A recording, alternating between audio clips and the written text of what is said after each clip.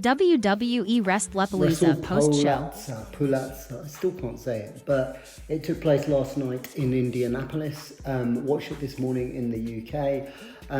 Read a little bit of the sort of discourse online about it and how it was the worst show of all time, and it was WWE going back to the dark ages, and AEW was so much better. I guess this is my video, so my opinion. As an average show, a decent show, a couple of really good matches, a couple of not so good matches. I really like the intro. The ESPN intro was cool. The new WWE intro was cool. Get it? The whole ESPN WWE stuff's a big deal. People seem to think that this was the worst ever match ever between Brock Lesnar and John Cena. It was the squash match between Brock Lesnar and John Cena that I think was done very well. I don't think it was a terrible match. It was the type of match it was supposed to be. It clearly told a story. Brock looked ridiculous. Now, obviously, all the controversies and people's opinions on Brock aside, which is absolutely valid, but in terms of pure in-ring, was there another run left in him is a question that I posed a while ago. Yes, by the looks of him, he looked absolutely ripped. And he did a really good job. Heyman came out, which obviously got a massive pop. And then he destroyed John Cena like he did at SummerSlam in 2014, I think it was. So yeah, and it sets it up. I assume it sets it up for Brock versus Cena 2, which will either be at one of the Saturday Night's main events at Crown Jewel, maybe in Australia, which is a pretty huge match because John Cena has confirmed to compete there. His last match, who knows? But he's only got 5 appearances, I think it is, left now. A couple of them on Raw, and that's the opener. I thought it was fine. Usos versus The Vision, not great. Good entrance from the Usos, and it pretty much went downhill from there. Jay got busted open pretty bad, didn't look good. Still got concussion protocols, but an average match that could have been the main event on Raw. Nothing to write home about, but The Vision looked dominant, which I think was the point. No dramas with that. Then the match of the night, which was unsurprisingly the match of the night, because I think a lot of people said this would be the match of the night. Stephanie Vacquer and Io Sky put on a wrestling clinic. The only thing stopping this for me being an absolute 5-star match is probably the lack of storyline going into it. Obviously it's for the vacant title, but Stephanie Vacquer was ill. Triple H said that afterwards, and that's why she didn't appear on as many Raws, which makes sense, but at the same time, it didn't really help the build to this match. So in terms of storyline investment between the two, obviously loads of respect, really friendly respect, an amazing match. That move that she did, I don't know if someone in the comments could tell me the name of that move that Stephanie finished it with. I love the bit with the EO, the knees, yeah, absolutely brilliant. Best match of the night.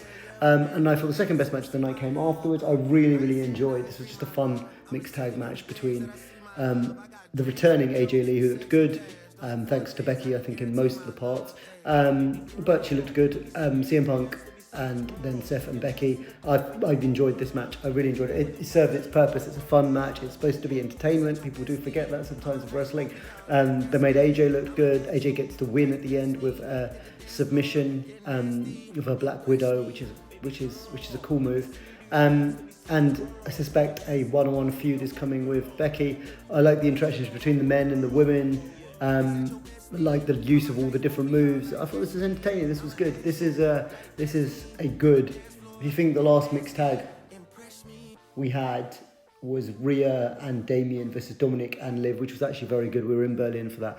But prior to that, it was probably the Becky and Seth versus Baron Corbin and what was her name? I can't remember her name. Someone write in the comments what her name was. Lacey Evans. But yeah, this was far removed from that. And then the main event, which was good. It was fine. It wasn't amazing. It wasn't terrible. I think there was a lot of disappointment because people thought there was going to be some big return or some heel turn or something like that. I thought it told a good story. I liked Cody collapsing or feigning the sort of head injury and that. And then in the end, it turned out to be Drew who got cost. I don't think Cody was ever gonna. I mean, maybe there was a chance, but it would have taken something other than a straight clean win for Drew to win. I think after Cody's just won it back from John Cena, I see Cody holding this title till WrestleMania now. People might get bored of that, and then you might get a heel turn. I don't know. The crowd were pretty into it. The crowd weren't brilliant overall, though, in terms of, especially in the women's match. I mean, we got the "This is awesome" chance in that, but it wasn't brilliant. So that was Wrestlepalooza. Did you hate it like everyone hated it? Was it just a good average PLE? That's what I thought it was. I think WWE have come off a run, or at least, Evolution and SummerSlam were two of their best, probably their best shows, alongside Elimination Chamber of the year. Clash in Paris was a lot of fun, had some really good stuff in that.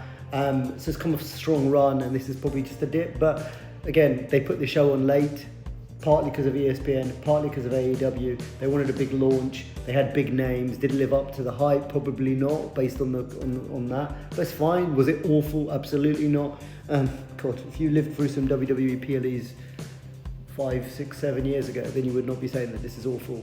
But it is what it is. People will react. People will get overexcited or not. I think they can build a good show to Crown Jewel. And I'm very excited for Seth Rollins versus Cody Rhodes after their 3 matches. Surely Seth's got to win, because Cody won all 3 of those matches against Seth. And obviously they teamed up at WrestleMania 40 in the biggest tag team match in WrestleMania history, as Triple H or someone keeps telling us. Right, what were your thoughts? Where does it leave the build? Where are we going? For those of you that watched AEW, everyone tells me it's a better show, but did I care? No, because I wasn't interested, and I don't watch their weekly shows, so I don't know what's going on. And maybe technically the wrestling might have been better on it, but that's only a niche audience, as I keep saying. I'm going to harbour this point one last time. They appeal to their niche audience. It works very well for their niche audience. But in terms of growing, and that was the point of counter programming. Maybe if you were thinking of checking out a wrestling show this weekend, most people ain't checking out 2. So if they're going to check out 1, they're probably going to check out the WWE one because it's more famous, it's more publicised, it's on ESPN, blah, blah, blah, blah, blah. Anyway, what are your thoughts?